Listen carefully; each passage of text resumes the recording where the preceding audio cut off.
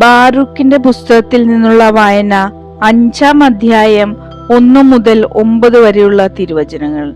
Jerusalem, നീ ദുഃഖത്തിന്റെയും പീഡനത്തിന്റെയും വസ്ത്രം മാറ്റി ദൈവത്തിൽ നിന്നുള്ള മഹത്വത്തിന്റെ സൗന്ദര്യം എന്നേക്കുമായി അണിയുക.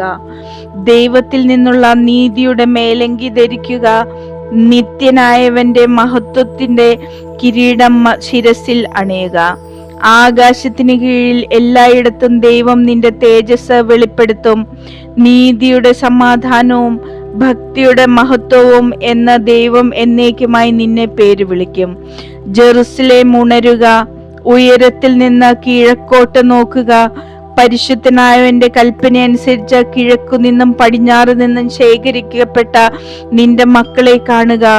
ദൈവം നിന്നെ സ്മരിച്ചതിൽ അവർ ആനന്ദിക്കുന്നു.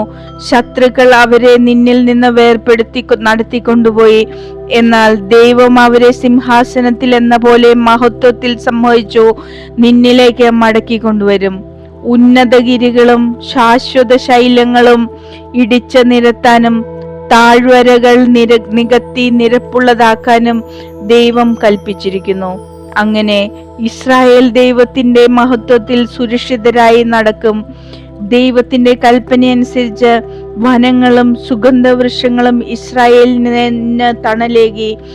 തന്നിൽ നിന്ന് വരുന്ന നീതിയും കാരുണ്യവും കൊണ്ട് ദൈവം സന്തോഷപൂർവ്വം ഇസ്രായേലിനെ തന്റെ മഹത്വത്തിന്റെ പ്രകാശത്തിൽ നയിക്കും. അവിടുന്ന് കാരുണ്യവും നീതിയും അവർക്ക് അകമ്പടി സേവിക്കും.